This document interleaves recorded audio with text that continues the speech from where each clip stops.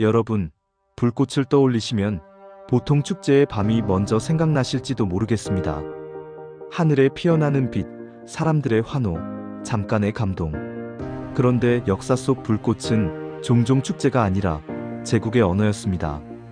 불꽃이 빛이 아니라 폭발이 되었을 때 한나라의 성벽이 무너지고 왕조가 바뀌고 바다가 열리고 세계의 지도 자체가 다시 그려졌습니다.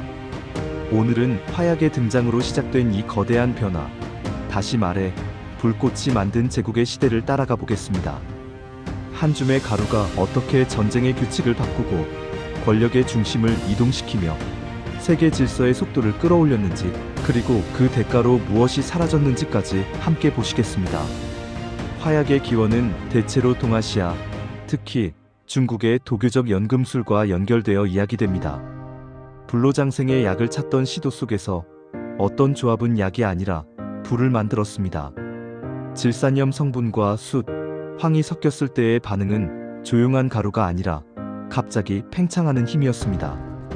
처음의 목적은 생명을 늘리는 것이었는데 결과는 생명을 앗아갈 수 있는 물질이었던 셈입니다. 이 역설은 화약의 역사 전체를 관통합니다.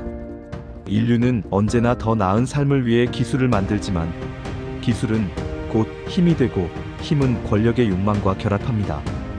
초기의 화약은 폭탄이라기보다 불꽃놀이에 가까운 형태로 쓰이기도 했습니다. 그러나 전쟁은 늘 새로운 도구를 빠르게 배웁니다. 불꽃이 전장의 언어로 바뀌는 데에는 오래 걸리지 않았습니다. 화약이 진짜로 역사의 중심을 차지하는 순간은 그것이 성벽이라는 오랜 방어 체계를 무력화하기 시작할 때입니다. 중세의 전쟁은 성이 버티고 사람이 버티는 방식이었습니다. 높은 성벽과 견고한 탑, 해자와 성문, 그리고 그 위를 지키는 병사들. 공격은 사다리와 공성탑, 투석기 같은 장비로 이루어졌고 시간이 오래 걸렸습니다. 성이 오래 버티면 협상과 보급에 문제가 생기고 전쟁의 속도는 자연스럽게 느려집니다. 그런데 화약이 포가되고 대포가 되면 상황이 달라집니다. 돌을 날리던 투석기와 비교해 포탄은 더 집중된 힘으로 성벽의 특정 지점을 반복해서 파괴할 수 있습니다. 성벽은 높다고 안전한 것이 아니라 오히려 높은 만큼 무너지면 더 치명적이 됩니다. 방어는 더 이상 높이가 아니라 두께와 각도를 고민해야 하는 문제로 바뀝니다. 이때 등장하는 것이 낮고 두꺼운 성벽, 별 모양의 요새 같은 새로운 방어 방식입니다. 즉, 화약은 단지 무기를 바꾸는 것이 아니라 도시의 형태와 건축의 원리를 바꿉니다. 전쟁이 공간을 재설계하도록 강요한 것입니다. 전쟁의 룰이 바뀌면 권력의 룰도 바뀝니다.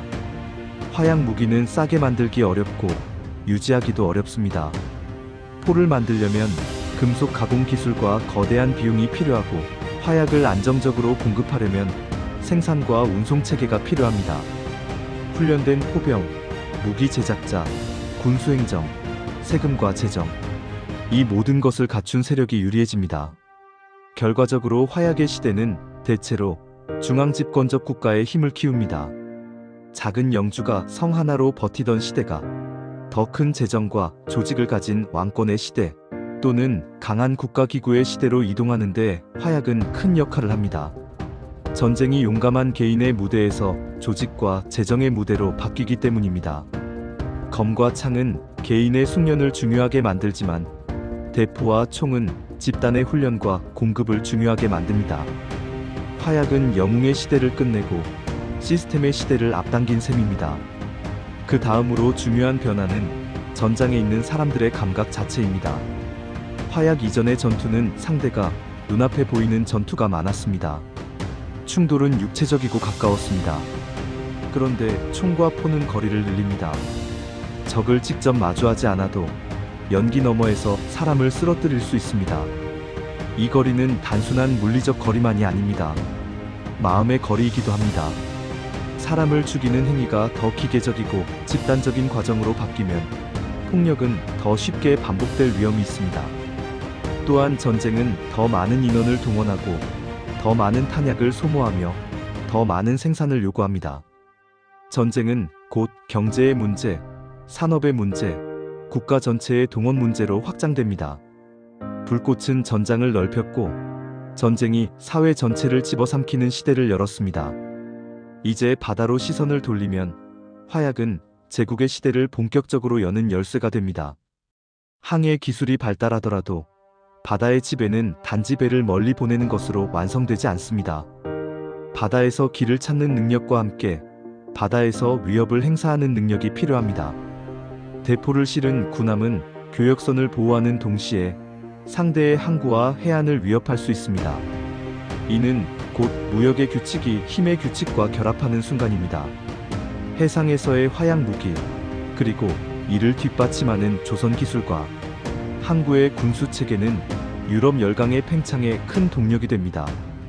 항해와 교역이 기회의 길이었다면 화약과 군함은 강요의 길이 되기도 했습니다.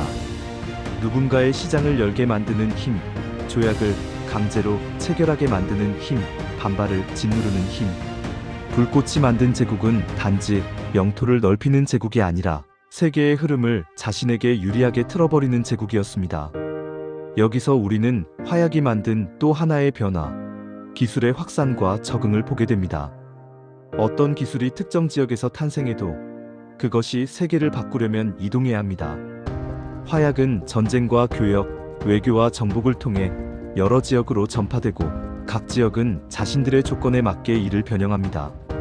어떤 곳에서는 성벽을 강화하고 요새를 바꾸며 방어를 혁신하고 어떤 곳에서는 기병과 결합해 새로운 전술을 만들고 어떤 곳에서는 군제 자체를 바꿉니다.